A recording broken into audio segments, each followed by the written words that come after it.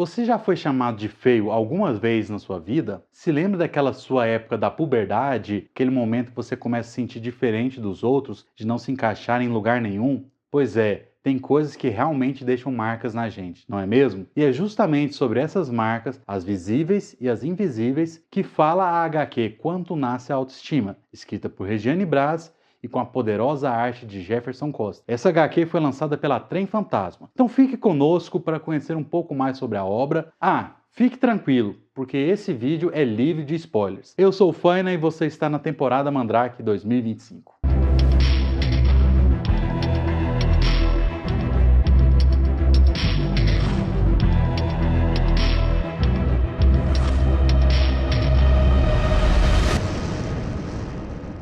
A primeira coisa que a gente percebe nessa HQ é que ela não quer ser só mais uma história em quadrinho. Ela quer conversar com a gente de verdade, olho no olho. E às vezes essa conversa não é leve, não é confortável, mas é absolutamente necessária. O quadrinho parte da trajetória da personagem Beatriz, uma mulher negra que desde a infância passa por situações que vão construindo, ou melhor, destruindo, sua autoestima. O que começa como uma história pessoal íntima, vira um retrato coletivo sobre como as meninas negras, desde muito novas, são empurradas para lugares de exclusão, vergonha e até silenciamento. Mas também é sobre como elas resistem, se reinventam e principalmente se reconhecem. A estrutura narrativa já mostra de cara que não é uma história simples. A HQ vai e volta no tempo, alternando com cenas da infância da Beatriz e até momentos da sua vida adulta. Isso não é um recurso estético, é a forma de mostrar como o que acontece com a gente lá atrás continua ecoando mesmo depois de anos. A criança que ouviu seu cabelo era ruim ainda vive dentro da mulher que tenta se olhar para o espelho com amor. E é nesse ponto que o quadrinho pega forte. Ele não trata a autoestima como uma frase motivacional ou uma hashtag de rede social. Ele mostra a autoestima é construída dia após dia, no meio das dores, das referências que a gente não teve e no que a gente precisou encontrar por conta própria. A Beatriz é uma personagem real, no sentido mais profundo da palavra. Ela não é perfeita, não é sempre forte, nem sempre sabe como reagir. E é aí que mora a força da história. A gente vê a Beatriz criança sendo podada, criticada, diminuída, não só por quem rejeita diretamente, mas também por quem, sem perceber, repete discursos cruéis com um sorriso no rosto. E essa é uma das partes mais difíceis de encarar. Perceber que a padronização estética, o racismo, a negação da identidade estão presentes em praticamente todos os espaços. Na escola, na televisão, no bairro e às vezes até dentro da própria casa. A roteirista Regiane Braz foi muito certeira na hora de transpor esses sentimentos para o papel. Ela não apela para um drama fácil, mas também não suaviza a dureza dos temas. A narrativa é direta, sincera e cheia de momentos em que o silêncio fala mais do que qualquer outra fala. Tem cenas que a Beatriz não diz nada, mas o olhar dela, o gesto contido, a forma como o cenário é desenhado ao redor já contam tudo. Isso funciona muito bem, porque o texto e a arte são em total sintonia. E aqui entra o trabalho espetacular de Jefferson Costa. A arte dessa HQ é um espetáculo à parte. Os desenhos são expressivos, detalhados, cheios de emoção, e Jefferson tem uma capacidade incrível de mostrar que os personagens estão sentindo só com os olhos ou a postura do corpo, sem nenhuma palavra.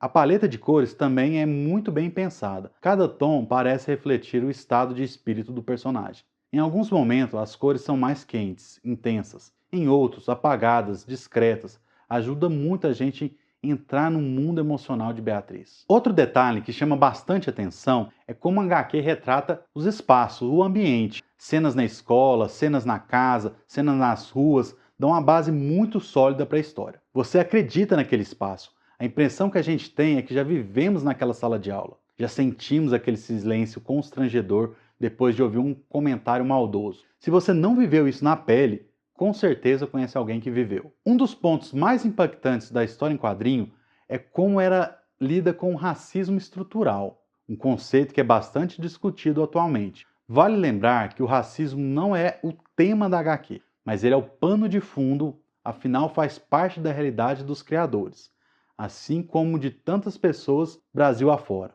Podemos ver isso nos olhares dos personagens, nos gestos e em pequenas coisas do cotidiano, como na representação da boneca perfeita de uma loja. A história também fala sobre ancestralidade, de um jeito muito bonito.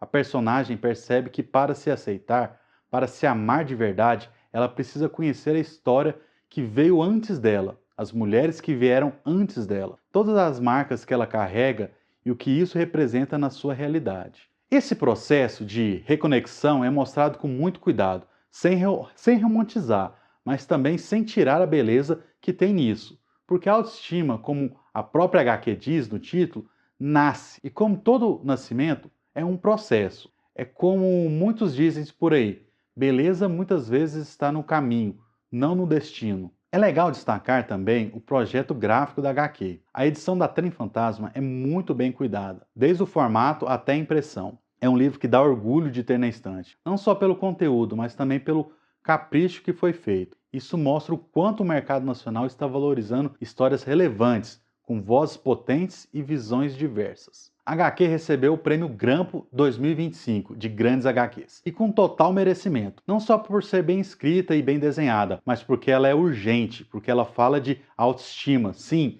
mas também fala de pertencimento, de identidade, de afeto e de coragem. E se você é leitor ou leitora de quadrinhos e está acostumada com aventuras de super-herói, ficção científica, talvez essa história seja uma virada de chave para você. Porque ela mostra que o quadrinho também pode ser um espaço de cura, de verdade, de reconexão, pode ser político, poético e pessoal. Pode fazer a gente se ver ou ver o outro com mais empatia. Quando nasce a autoestima, é uma daquelas leituras que você termina e sente a vontade de indicar ela para todo mundo. Não só porque é boa, mas porque é importante, porque pode tocar alguém exatamente no ponto que precisa ser tocado. É realmente uma HQ muito poderosa. Ela trata esse tema da autoestima de uma maneira tão sutil que a gente consegue se identificar com a personagem da história, a gente consegue reconhecer essa história, esses acontecimentos com um paralelo na nossa vida real. É muito poderoso. A autoestima chega a abalar até no campo profissional. Inclusive, dentro do seio da família, comentários podem vir a abalar a nossa autoestima dentro da nossa família também. E talvez seja esse o maior poder de uma HQ como essa. Lembrar que somos feitos de histórias e que contar, ouvir e ler essas histórias também é um jeito de lidar com as nossas próprias feridas. E aí, você já leu essa obra? O que mais te marcou? E aquele quadro branco que permeia todas as páginas da história? O que você acha que é? Seria um espelho, uma autoestima para ser preenchida ou um vazio existencial? Me conte aí nos comentários o que você mais gostou e se ainda não leu, eu espero de verdade, de coração, que desperte a vontade de você conhecer essa história. Eu vou ficando por aqui e muito obrigado por me assistir. Assina aí o canal, dá o seu like, compartilha e nos vemos no próximo vídeo de Temporada Mandrake 2025.